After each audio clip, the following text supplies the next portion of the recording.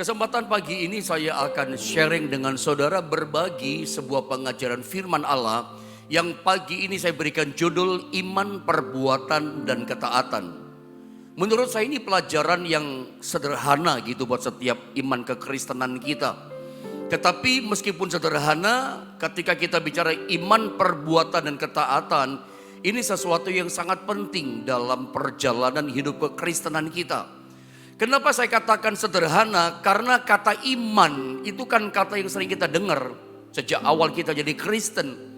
Bahkan Anda yang jadi Kristen melalui sekolah minggu, ikut ibadah pemuda remaja, sangat biasa sekali kita mendengar kata iman. Kakak-kakak rohani, gembala, bapak rohani, pimpin rohani selalu mengajarkan kamu mesti iman. Kalau kita punya masalah selalu dapat dorongan apa? Hadapi dengan iman, beriman. Kata iman itu kata yang sering kita dengar. Dan kita sepakat, saya pikir, bahwa iman itu adalah sesuatu yang bersifat abstrak.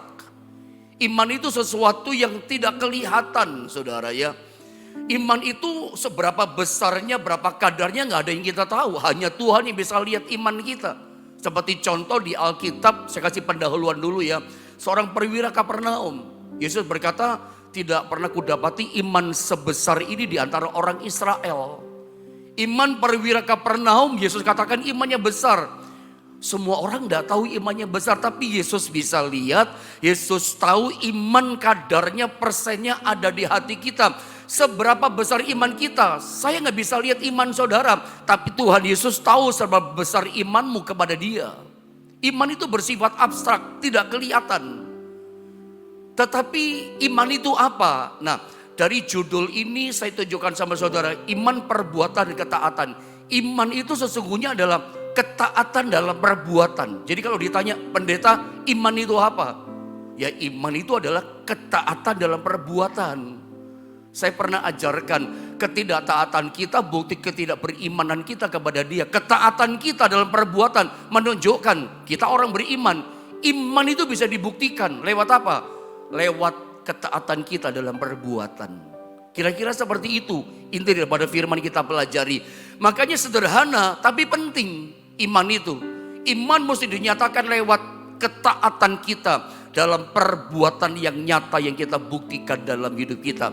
Saya akan mengajarkan sama saudara tentang iman, perbuatan, ketaatan berdasarkan berangkat dari ayat ini dulu, saudara ya. Langkah awalnya Efesus pasal 2 ayat yang ke-8 ya. Efesus 2 ayat yang ke-8. Mari Bapak Ibu Saudara bersama-sama kita membaca ayat firman Allah ini. Efesus 2 ayat 8. Bersama kita baca 2 dan 3. Sebab karena kasih karunia kamu diselamatkan oleh iman, itu bukan hasil usahamu, tetapi pemberian Allah. Saya akan mulai langsung dengan sebuah pertanyaan. Dari pengajaran firman Allah ini saya akan mulai dengan sebuah pertanyaan. Apakah saudara percaya berdasarkan ayat yang kita baca tentunya? Apakah saudara percaya bahwa kita diselamatkan itu karena kasih karunia? Seberapa saudara yang percaya pagi ini bahwa semua kita diselamatkan karena kasih karunia? Saya yakin jawaban kita semua sama, kita sepakat, kita setuju, karena memang ayatnya berkata bahwa memang kita diselamatkan karena kasih karunia. Nah, pertanyaannya saya tambah sama saudara, lihat gambar berikutnya. Lihat, lalu apakah kasih karunia itu diberikan kepada semua orang? Kalau Alkitab tadi dikatakan oleh sebab kasih karunia kamu diselamatkan. Jadi jelas ayat ini mengatakan keselamatan yang kita terima itu karena kasih karunia. Bahkan dikatakan bukan karena usahamu, bukan karena jasamu, bukan karena perbuatan baik kita atau yang ini dan itu yang kita lakukan. Murni diselamatkan pemberian Allah, kata Efesus 2 ayat 8. Kita diselamatkan karena hanya oleh kasih karunia. Nah, pertanyaan saya tambah, apakah kasih karunia itu yang menyelamatkan kita itu diberikan kepada semua orang? Seberapa saudara yang percaya ya bahwa kasih karunia itu diberikan kepada semua orang? termasuk kepada semua orang di sekitarmu. Saudara percaya nggak kasih karunia juga diberikan kepada tetangga kanan kiri muka saudara? Seberapa saudara yakin sih kasih karunia itu menyelamatkan kita, dan kasih karunia ternyata diberikan pada semua orang, termasuk tetangga-tetangga kita kanan kiri muka belakang, termasuk orang yang ada di kota saudara, di kampung saudara, di desa saudara, termasuk kasih karunia diberikan kepada orang-orang yang tinggal di provinsi saudara. Saudara tinggal di provinsi mana? Kasih karunia, yakinkah itu diberikan kepada semua orang yang tinggal di provinsi kita? Bahkan kasih karunia Tuhan itu dilimpahkan, diberikan kepada semua orang yang tinggal di seluruh negara Indonesia. Bahkan saya yakin percaya, saya pun yakin Anda percaya, kasih karunia Tuhan juga dilimpahkan, diberikan kepada seluruh negara-negara yang ada di dunia ini. Saudara percaya itu? Bahwa kasih karunia bukan cuma untuk kita. Saya ulang ya, yakinkah saudara berdasarkan Efesus pasal 2 ayat 8 bahwa ternyata kasih karunia itu bukan hanya diberikan untuk kita. Kasih karunia diberikan kepada semua orang yang ada di dunia ini. Dasar ayatnya ada. Ayat yang sering kita pelajari dalam kisah Natal kan, dalam Yohanes 3:16. Karena begitu besar kasih Allah akan dunia ini sehingga dia mengaruniakan. Nah ini ayatnya, terima kasih multimedia. Yohanes 3:16, coba sama-sama kita baca. Ini dasar bahwa kasih karunia bukan cuma untuk kita, diberikan kepada semua orang di dunia ini, termasuk famili kita, saudara kita, tetangga-tetangga kita, orang sak provinsi negara kita, semua dunia dapat kasih karunia. Ini ayatnya, coba sama-sama kita baca, sekedar mengingatkan aplikasi firman Allah ini. Yohanes 3:16 bersama kita baca, 2 dan 3. Karena begitu besar kasih Allah akan dunia ini, sehingga ia telah mengaruniakan anaknya yang tunggal, supaya setiap orang yang percaya kepadanya tidak binasa, melainkan beroleh hidup yang kekal. Kasih karunia, Yohanes 3:16 katakan, itu diberikan kepada seluruh dunia. Karena saking besarnya, begitu besarnya kasih Allah, sehingga dia berikan karunia kepada seluruh dunia ini. Dunianya bagaimana? Sorry kata-kata saya, dunia yang bejat, dunia yang najis, dunia yang kotor, dunia yang melawan Tuhan, dunia yang memberontak kepada Dia, dunia yang penuh bergelimang dengan dosa-dosa kejahatan. Untuk dunia yang seperti ini, dunia yang terhilang, dunia yang berontak melawan Tuhan, itu diberi kasih karunia loh. Karena begitu besarnya kasih itu, maka karunia lewat Yesus Putra Tunggalnya diberikan kepada semua orang, kepada seluruh dunia ini. Termasuk teman-teman kita, famili saudara kita, tetangga di kota kita, semua dapat kasih karunia. Tapi persoalannya begini, sayangnya begini, lihat gambar ini, sayangnya begini ya. Sayangnya kasih karunia itu diberikan kepada semua orang itu memang iya. Tetapi perhatikan, kasih karunia yang menyelamatkan itu hanya bisa diterima ternyata hanya oleh iman. Memang betul bahwa kasih karunia diberikan kepada seluruh dunia. Saya ulang, kasih karunia yang menyelamatkan itu diberikannya kepada seluruh dunia, kepada semua orang. Tetapi ternyata sayangnya kasih karunia yang menyelamatkan itu hanya bisa didapatkan, diterima oleh yang namanya iman. Supaya sekedar mengingatkan, supaya mantap melandas, lihat kembali Efesus 2:8 saya baca. Sebab dikatakan karena kasih karunia, dikatakan apa? Kamu diselamatkan oleh apa? Oleh iman. Jadi kasih karunia memang ya dan amin diberikan kepada semua orang. Kasih karunia yang menyelamatkan itu diberikan karena kasihnya yang begitu besar kepada seluruh dunia. Tapi kasih karunia yang menyelamatkan dan memberikan keselamatan hanya bisa didapatkan, bisa kita terima lewat yang namanya apa? Oleh iman. Bukan karena usaha, jerih payah, jerih keringat, atau jasa baik kita ini itu kita diselamatkan, murni karena kasih karunia. Tapi kasih karunia menyelamatkan kita dapatkan, kita terima hanya oleh iman. Sebagai gambaran analogi saja, coba Anda lihat gambar ini. Kalau saya bertanya kepada saudara, apakah saudara percaya bahwa di udara, di angkasa ini ada pertandingan sepak bola? Ada pertandingan tinju, ada pertandingan basketball. Apakah Anda percaya? Bagi orang modern berkata, percaya Pak.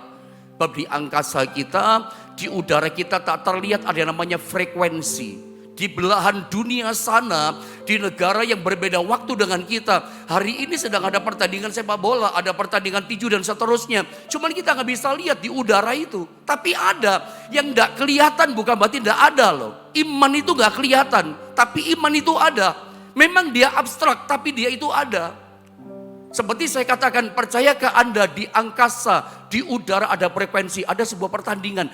Ada di satu tempat melakukan sebuah pertandingan. Kita nggak bisa lihat. Untuk lihatnya bagaimana pendeta? Butuh alat yang namanya televisi. Anda lihat gambar itu. Tentu televisi dengan kelengkapannya. Antenanya, decodernya, receivernya. Karena antena kalau dihubungkan sama televisi, itu bisa menangkap siaran. Saya cuma kasih gambaran. Televisi dan antena itu gambaran iman. Ya, keselamatan itu udah kelihatan. Tapi kita bisa menerimanya hanya oleh satu, iman. Iman itu saya gambarkan seperti tangan. Kasih karunia yang menyelamatkan diberikan kepada semua orang, kepada dunia ini. Tapi yang mendapat keselamatan, kasih karunia keselamatan, yang punya tangan yang namanya iman. Dia terima itu, dia ambil itu keselamatan, dia dapatkan, dia terima lewat tangan yang namanya iman. Seperti alat televisi, menangkapnya harus dengan iman. Tanpa itu nggak bisa. Yang lebih hebat lagi. Jadi poin pertama, saya menunjukkan tentang pekerjaan iman itu luar biasa. Bahwa kasih karunia yang menyelamatkan itu hanya kita bisa terima dengan namanya iman. Tanpa iman nggak bisa. Kasih karunia dilepaskan buat semua orang, tapi nggak semua orang kasih karunia diberikan, kasih karunia keselamatan diberikan pada semua orang. Tapi kenapa nggak semua orang selamat? Karena masalahnya menerima keselamatan kasih karunia harus dengan iman. Dengan begitu nggak bisa, saudara. Nah, saya membawa saudara lebih hebat lagi di ayat berikutnya, Efesus, kitab yang sama, tapi pasal 1 ayat yang ketiga. Ada satu yang namanya kasih karunia di sini. Dan di sini kita lihat kehebatan daripada iman. Saya baca ya, Efesus 1 ayat yang ketiga. Perhatikan baik-baik ayat firman Allah ini. Atau sama-sama kita baca boleh ya. Sama-sama baca biar sama-sama kita memahaminya tentunya. Efesus 1 ayat yang ketiga. 1, 2, dan 3. Terpujilah Allah dan Bapa Tuhan kita Yesus Kristus, yang dalam Kristus telah mengaruniakan kepada kita segala berkat rohani di dalam sorga. Menurut saya, biasanya orang Kristen kalau baca ayat ini seneng gitu. Kenapa seneng? Ada kata mengandung berkat. Biasanya kita orang Kristen kalau dengar kata berkat Tuhan, semangat, hore, puji Tuhan, seneng kita. Nah, saya ulang kembali untuk Anda mengerti ayat ini. Dikatakan, terpujilah Allah dan Bapa Tuhan kita Yesus Kristus. Perhatikan kalimat ini, yang dalam Kristus dikatakan apa? Mengaruniakan kepada kita segala berkat rohani di dalam sorga. Mengaruniakan, perhatikan kata mengaruniakan. Jadi orang-orang yang hidup di dalam Yesus dan Yesus di dalam kita, lewat proses kita percaya kepada Tuhan, kita tinggal dalam Tuhan, Tuhan dalam kita. Hasilnya apa? Kita tinggal dalam Tuhan. Tuhan mengaruniakan kepada kita. Apa yang Tuhan karuniakan kepada kita, orang yang tinggal dalam Tuhan? Segala berkat rohani. Coba bilang sama-sama saya, segala berkat rohani. Coba bilang sama-sama saya lebih keras, segala berkat. Kata segala berkat itu berarti semua berkat yang kita butuhkan. Kata segala berkat itu berarti semua berkat yang kita perlukan dalam kehidupan di dunia ini. Memang saya mengerti, saya tahu apa yang ada di hati saudara. Biasanya kita orang Kristen, kita maunya itu segala berkat jasmani. Iya kan? untuk kenyamanan perjalanan kehidupan kita di dunia ini. Yang kita inginkan berkat jasmani, yang kita doakan berkat jasmani untuk kebutuhan kita, memenuhi kebutuhan kita di dunia ini. Maunya kita, inginnya kita berkat jasmani kan. Tapi ayat ini, orang-orang dalam Kristus, Tuhan dikatakan menyediakan kita yang namanya segala berkat rohani, bukan jasmani, rohani. Tersimpan di mana berkat rohani kita? Di dalam sorga. Berkat rohani, saya mau tanya, berkat rohani, jadi kata segala berkat, saya ulang, ini semua yang kita butuhkan. Apakah segala berkat rohani termasuk kebutuhan ekonomi kita? Termasuk. Kalau Anda bertanya sama saya, pendeta, semua berkat rohani, kata semua berkat, ini apakah termasuk berkat ekonomi yang saya butuhkan? Termasuk dong. Kalau Anda sakit, butuh kesembuhan. Apakah segala berkat ini termasuk kesembuhan? Termasuk kesembuhan kita. Kalau Anda hari ini rumah tanggamu mengalami yang namanya kering kerontang. Rasanya rumah tangga itu nggak ada damai sejahtera. Kalau Anda bertanya, apakah termasuk damai sejahtera? Di situ termasuk damai sejahtera. Segala berkat, semua berkat yang Tuhan sediakan buat kita, itu termasuk damai sejahtera. Termasuk sukacita, termasuk pemulihan, termasuk mujizat, termasuk keajaiban, termasuk hidupmu diangkat oleh Tuhan. Segala yang kita butuhkan itu terkandung dalam kata segala berkat, semua berkat. Memang berkat ini secara rohani Tuhan sediakannya, disimpan sama Tuhan di tempat yang namanya sorga. Saya tanya, berarti berkat yang Tuhan sediakan di surga kelihatan apa tidak? Tentu jawaban kita sama, gak kelihatan. Lalu gak kelihatan bagaimana menerimanya? Butuh iman menerimanya. Kembali pada Efesus pasal 2 ayat 8. Bahwa untuk menerima kasih karunia yang pertama menyelamatkan harus pakai tangan yang namanya iman. Seperti orang nonton televisi tadi. Ada orang bertanding di belahan sana pertandingan sepak bola, kita bisa tahu, bisa nangkap yang tidak kelihatan pakai alat namanya televisi. Seperti itulah kita menangkap yang namanya segala berkat yang kita butuhkan, yang Tuhan simpen, ada kata rohani namanya di sorga. Yang tidak kelihatan kita bisa nangkap, bisa mendapatkannya, bisa menerimanya dalam kebutuhan kita di dunia. Bagaimana caranya? Pakai iman, butuh iman, oleh iman. Apakah berkat ini bisa kita rasakan? Iya dong, bisa kita rasakan. Waktu Anda sakit, Anda bisa merasakan kesembuhan. Pada waktu Anda kekurangan, Anda bisa mengalami berkat ekonomi dari Tuhan. Bisa kita rasakan berkat rohani ini. Tapi untuk kita merasakan mengambilnya butuh namanya iman, itu dia. Tidak kelihatan, tapi kita bisa dapatkan, butuh iman. Inilah pentingnya, hebatnya iman yang bekerja dalam hidup kita. Sederhana ini pengajaran, tapi penting. Ya, Anda masih ingat peristiwa, lihat gambar ini ketika Tuhan Yesus mati di atas kayu salib. Sebelum dia berkata, aku serahkan nyawaku ke dalam tanganmu. Sebelum dia, Yesus menyerahkan nyawanya kepada Bapanya di atas kayu salib. Ada satu kata yang Yesus katakan begini, tetelestai, it is finished, sudah genap, sudah selesai. Apa yang Yesus selesaikan di atas kayu salib? Ternyata kematian Tuhan Yesus di atas kayu salib bukan hanya sekedar mengampuni dosa kita.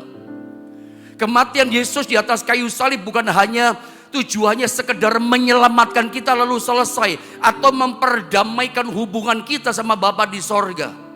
Ada banyak ayat yang menerangkan bahwa ternyata salah satu tujuan penting ketika dia berkata tetelestai, it is finished, sudah selesai. Ketika dia mati di atas kayu salib, ternyata salah satu bagian yang penting pekerjaan dari kematian Tuhan itu adalah mengembalikan posisi kita kepada posisi yang semula. Posisi apa? Sebagai anak. Kita bukan lagi hamba dosa. Kita bukan lagi budak dosa. Sejak kita percaya pada Yesus yang mati dan bangkit dan hidup buat setiap kita, kematian Tuhan itu ternyata mengembalikan posisi kita pada posisi semula. Yang tadinya hamba dosa, yang tadinya budak dosa, kita dikembalikan posisinya menjadi anak-anak Allah. Kematiannya bukan hanya sekedar menyelamatkan kita, mengembalikan posisi kita semula sebagai anak-anak Allah. Karena kita tahu Roma 8:17 katakan, saya baca ayat ini, ahli waris anak itu. Mewarisi berkat rohani di sorga. Itu butuh iman loh saudara. Saya baca ini ayat ya. Roma pasal ke-8 dikatakan di dalam ayat yang ke-17. Mari perhatikan baik-baik dalam ayat firman Allah ini. Roma pasal 8:17. Boleh sama-sama kita baca saudara? Kelihatan saudara ya. Roma 8:17. 1, 2, dan 3. Dan jika kita adalah anak, maka kita juga adalah ahli waris. Maksudnya orang-orang yang berhak menerima janji-janji Allah, yang akan menerimanya bersama-sama dengan Kristus, yaitu jika kita menderita bersama-sama dengan Dia, supaya kita juga dipermuliakan bersama-sama dengan Dia. Jelas, clear ayat ini, bahwa ternyata kematian Tuhan itu mengembalikan posisi kita menjadi anak-anak Allah. Karena ternyata hanya anak-anak Allah yang menjadi ahli waris. Ahli waris apa? Menerima janji-janji Allah. Efesus pasal yang ke-1 ayat 3. Ini janji Allah kepada anak-anaknya. Janji apa? Tuhan sudah menyediakan segala yang kita butuhkan. Segala berkat rohani kita, segala kebutuhan kita disimpan di sorga. Untuk mendapatkan janji itu, kita mesti butuh iman. Iman bahwa kita itu adalah anak-anak Allah. Karena anak-anak Allah itu ahli waris. Semua disediakan di sorga. Jadi ternyata kesembuhan itu tersimpan di sorga. Tuhan akan beri pada saudara kebutuhan ekonomi, kebutuhan keuangan, kebutuhan damai sejahtera. Anda pagi ini jalannya buntu, Anda butuh jalan keluar. Itu segalanya semuanya tersimpan di sorga. Disediakan buat saudara. Untuk Anda merasakan janji itu butuh iman. Seperti karunia keselamatan. Butuh iman diselamatkan. Diberikan kepada semua orang. Tapi gak semua orang menerima. Untuk menerimanya hanya oleh iman. Janji firman Allah ini diberikan kepada semua kita. Tapi siapa yang menerima? Ternyata gak semua yang menerima. Orang yang memang sungguh-sungguh dia punya iman. Mau beriman akan korban Kristus di atas kayu salib. Aku percaya aku adalah anak-anaknya. Aku ahli waris. Mewarisi segala janji-janji Tuhan. Saya tidak tahu kondisi terakhir apa yang sedang Anda hadapi. Kesukaran, kesulitan apa yang sedang mendera Anda jalani dalam hidupmu saat ini. Ingat, semua yang Anda butuhkan saat ini tersimpan di sorga. Dan itu dijanjikan. Anda mau merasakan, itu bisa dirasakan. Jadi kalau Anda bertanya, apakah saya bisa alami? Sangat bisa Anda alami. Asal Anda punya iman. Butuh tangan. Itu tidak kelihatan sih, kesembuhan tidak kelihatan. Berkat ekonomi, keuangan, modal tidak kelihatan. Tapi itu akan datang Anda terima ketika Anda punya iman, saudara. Makanya di Alkitab Yesus banyak bicara, jadilah kepadamu seperti imanmu, jadilah kepadamu seperti percayamu. Kepada seorang perwira Kapernaum, Yesus berkata, tidak ada aku dapati di antara orang Israel iman sebesar ini. Lalu Yesus berkata kepada perwira itu, pergilah, pulanglah. Apa kata Yesus? Jadilah kepadamu seperti imanmu. Saat dia pulang, hambanya sakit sembuh. Persis jadi seperti yang dia imani. Aku percaya sepatah kata firman-Mu menyembuhkan hambaku. Dia percaya, percayanya jadi. Tadinya dia nggak lihat kesembuhan, tapi akhirnya terbukti loh imannya. Iman tidak kelihatan, tapi iman bisa terbukti. Hari ini imanmu itu bisa membuat kau merasakan pertolongannya. Engkau bisa mendapatkan yang tersimpan di sorga segala berkat. Engkau dapat, engkau merasakan, menikmati. Asal punya iman. Pekerjaan iman ini dahsyat, dalam dan hebat. Kita sering dengar kata iman. Ternyata iman ini memang kita butuhkan. Hari ini jangan iman saudara digoyahkan oleh apapun. Jangan terjebak dengan kekinian yang sedang kau hadapi. Rasanya mustahil Pak, saya dapat pertolongan. Hidup saya sulit Pak. tetap beriman. Engkau adalah ahli waris, engkau anak-anaknya. Nah, ketika kita bicara iman, kalau ditanya apakah saudara punya iman? Pasti jawaban saudara, punya dong pendeta. Masa saya nggak punya iman? Saya orang percaya pada Tuhan. Saya tahu semua kita orang beriman. Tetapi pertanyaannya adalah apakah Anda punya iman atau tidak? Mari kita cek masing-masing pagi ini. Apakah saudara dan saya punya iman atau tidak? Untuk kita ngerti kita punya iman atau tidak sebagai ahli waris anak-anak Allah. Kita lihat ayat yang sangat legend. Ibrani 11 ayat 1. Ini ayat yang sering kita baca, hafal setiap kita. Ya, saya baca ya ayat ini, Ibrani pasal 11 ayat pertama. Dikatakan begini, iman dikatakan adalah dasar dari segala sesuatu yang kita harapkan dan bukti dari segala sesuatu yang tidak kita lihat. Bagian pertama, ada dua bagian di sini tentang iman. Kita cek masing-masing, kita ini punya iman atau tidak. Yang pertama dikatakan, apa sih iman? Punya iman gak kita? Alkitab katakan, iman dikatakan adalah dasar dari segala sesuatu yang kita harapkan. Saya mau tanya dulu sama saudara, apakah saudara ada sesuatu yang saudara harapkan saat ini? Saya mau tanya dulu sama saudara, kalau Anda sakit pagi ini, apa yang sedang saudara harapkan? Pasti kesembuhan, setuju?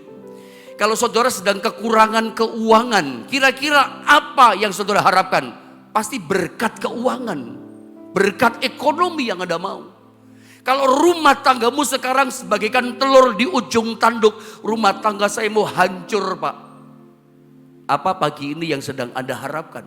Pemulihan keluarga, kebahagiaan keluarga, damai sejahtera dalam keluarga. Itu kan harapan saudara. Sekarang saya tanya, lanjutkan. Lalu kalau Anda punya tetangga, punya family, orang-orang di kota saudara, di provinsi saudara, kalau misalnya orang di luar sana ya, mereka sakit, kira-kira apa yang mereka harapkan? Kesembuhan juga ya. Kalau mereka kekurangan keuangan seperti Anda kekurangan keuangan, kira-kira menurut Anda, menurut kita, apa yang mereka harapkan? Harapannya sama dengan kita kan? Mereka berharap keuangannya diberkati karena mereka butuh uang. Dan seterusnya, artinya begini, kita anak-anak Tuhan dengan orang di luar sana, pendeta, berarti harapannya sama dong. Ya, harapan sama, gak punya uang, butuh punya uang, sakit, harapannya butuh kesembuhan, yang diharapkan sama. Tapi ada bedanya. Pengharapan kita anak-anak Tuhan itu ada dasarnya. Apa dasarnya? Iman. Karena Alkitab bagian pertama katakan iman adalah dasar dari segala sesuatu yang kita harapkan. Orang Kristen, anak Tuhan, anak-anak Allah, ahli warisnya, kalau dia punya harapan, aku sakit pengen sembuh, harapannya itu ada dasarnya. Dasarnya adalah iman. Kalau orang dunia sakit pengen sembuh, dia berharap, tapi harapannya gak ada dasarnya. Pengharapan yang tidak ada dasar, itu saya beri nama, saya sebut, itu keinginan, bukan iman. Kalau kita punya pengharapan, ya pengen sembuh, ada dasarnya. Dasarnya itu adalah iman. Iman kepada siapa? Pertama kepada Tuhan Yesus, itu pijakan dasar kita. Yang kedua, kepada janji-janji firman Allah. Dua dasar pengharapan kita. Tuhan Yesus yang hidup, bagi dia nggak ada yang mustahil. Yang kedua, kepada janji-janji Allah. Mari berdirilah di atas dasar Tuhan Yesus. Tuhanku hidup. Bisa berkata gak seperti Ayub, ketika dia habis hartanya, 10 anaknya mati, istri meninggalkan dia. Ayub dengan lantang, dengan iman kata, penebusku bangkit daripada debu. Bangkit dan hidup dari debu. Dia bisa ngomong penebusku hidup. Ngerti dari mana? Dari iman. Jadi kalau Anda hari ini susah, bisa gak berkata, aku punya Tuhan yang hidup. Bagi Tuhan gak ada yang mustahil. Itu dasar pengharapan kita. Pengharapan kita ingin sembuh. Pengharapan kita ingin ada jalan keluar. Pengharapan kita ingin dapat namanya pemulihan. Pengharapan itu dasarnya adalah iman kepada Tuhan dan pada janji Allah. Dunia punya pengharapan, tapi sekedar keinginan karena gak ada dasar iman. Bahkan yang kedua, dengan cepat saudara, yang kedua, iman itu dikatakan bukti bukti dari segala sesuatu yang tidak kita lihat. Dari awal saya udah kasih bocoran sama saudara, iman itu abstrak. Iman itu gak kelihatan. Tapi iman itu bisa dibuktikan. Karena Alkitab berkata iman itu adalah bukti. Iman itu adalah bukti, saya ulang, dari segala sesuatu yang tidak kita lihat. Bagaimana kita bisa membuktikan iman yang tidak kelihatan? Lewat ketaatan dalam perbuatan. Makanya tema kita bicara iman, perbuatan, dan ketaatan. Iman tidak kelihatan, tapi kita bisa buktikan lewat apa? Lewat ketaatan dalam perbuatan. Orang Kristen yang beriman, sungguh-sungguh beriman, punya iman atau tidak? Orang Kristen yang punya iman, dia itu taat dalam perbuatan. Kita nggak bisa lihat iman dalam hati seseorang, tapi ketika melihat dia hidup dalam ketaatan dan perbuatan, hadapi kesulitan, hadapi masalah, aduh tetap taat sama Tuhan, nggak pernah mundur dari Tuhan, tetap setia, tetap berada di jalan Tuhan. Dia bisa buktikan dalam ketaatan. Saya pernah ajarkan kita tidak taatan cuma membuktikan kita nggak punya iman. Orang beriman itu dia membuktikan dalam ketaatannya, dalam perbuatan ketaatan itu. Hari ini saudara ya, jangan digoyahkan karena masalah. Percayalah, setiap apa yang Anda imani yang dasarnya adalah Tuhan Yesus dan firman Allah, itu nanti akan terbukti, Anda bisa rasakan. Ingat, segalanya Tuhan sediakan. Karunia itu bukan cuma sekedar menyelamatkan kita, tapi Tuhan juga mengaruniakan ini kepada kita di sorga. Segala berkat yang kita butuhkan, yang dia simpan memang di sorga. Memang pertolongan kita bukan dari dunia. Pertolongan kita datang dari atas, dari sorga. Di mana Tuhan simpan semuanya di sana. Untuk menerima itu, merasakan mendapatkan itu, Anda mesti punya iman. Sekarang Anda punya iman atau tidak? Iman itu dibuktikan lewat apa? Ketaatan dalam perbuatan. Ayo, yang mulai langkahnya udah serong dari Tuhan, mulai menyimpang dari Tuhan, kembali taati firman Tuhan, kembali taati perkataan-perkataan Tuhan, karena Yesus dan firman-Nya itu dasar pijakan iman kita. Kalau kita punya iman, ya nurut apa perintah Tuhan, nurut pada kata firman Allah. Kalau Anda bisa berdasar di atas iman kepada Tuhan Yesus, berdasar di atas iman kepada janji-janji firman Allah, maka saya percaya begini, segala berkat yang tersimpan di sorga, kesembuhankah, keajaibankah, mujizatkah, jalan keluar, Anda akan rasakan, Anda akan alami, Anda akan dapatkan. Walaupun sering kita dengar, taat itu susah Pak, taat itu berat. Tapi taat itu kunci berkat loh. Taat kita itu kunci mujizat.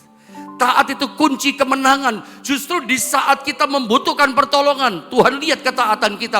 Sekecil apapun ketaatanmu pada perintahnya Tuhan, pada perintah firman Allah, itu akan mendatangkan terobosan yang besar dalam hidup kita. Hari ini yang hidup saudara tidak lagi dalam sorot lampunya Tuhan, bukan dalam terangnya Tuhan. Hidupmu sudah gak seirama dengan firman.